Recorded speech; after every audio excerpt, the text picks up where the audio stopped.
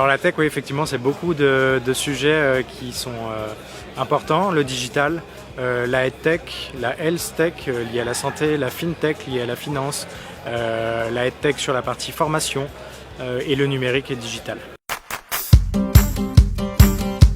La tech, c'est un champ des possibles important puisque ça a montré dans d'autres pays que ça permettait un développement économique, humain, et via la formation, l'éducation et les actions qui sont mises en place.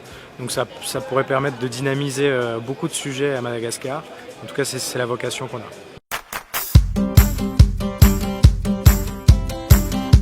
Ouais, le terrain est vraiment, on est aux prémices ici à Madagascar sur ces sujets tech.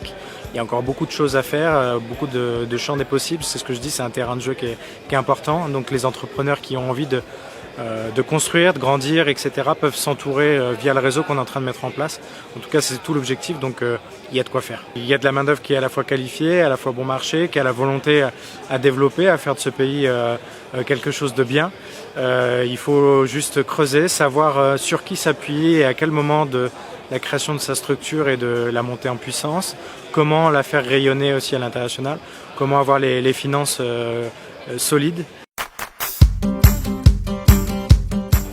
Alors c'est difficile à estimer, en tout cas tout ce qui est Internet, on estime à peu près 7 millions de consommateurs réguliers sur la partie Internet, donc c'est un des sujets de la tech mais pas que.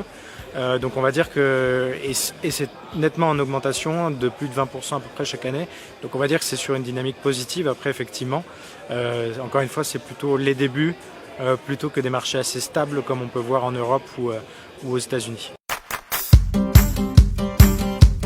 La French Tech, c'est un réseau d'entrepreneurs francophones ou en lien avec la France dans les métiers de la tech, ici à Madagascar. Et du coup, l'objectif, c'est de faire rayonner à l'étranger. Faire en sorte que ces entreprises ne fassent pas que de l'activité ici à Madagascar, mais aussi à l'étranger, parce qu'en réalité, le marché et le champ des possibles à l'étranger est aussi important. Donc voilà, l'objectif, c'est de les accompagner, les faire grandir et faire en sorte qu'il y ait un maximum de viviers de compétences.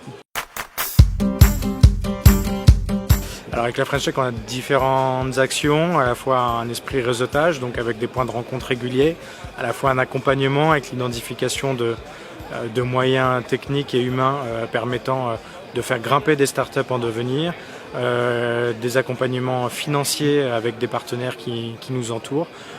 Voilà, donc on crée des points de rencontre réguliers à travers les mois qui arrivent.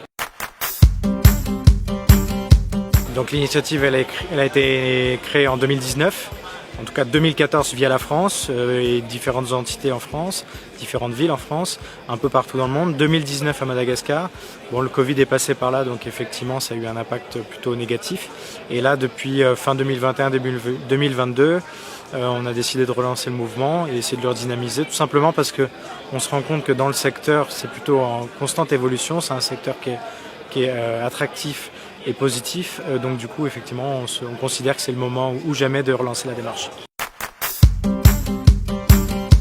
Non, alors l'idée c'est effectivement d'avoir un panel assez divers, des startups, effectivement, des entreprises un peu plus implantées et des partenaires institutionnels, financiers, techniques et entreprises qui peuvent être de grande envergure.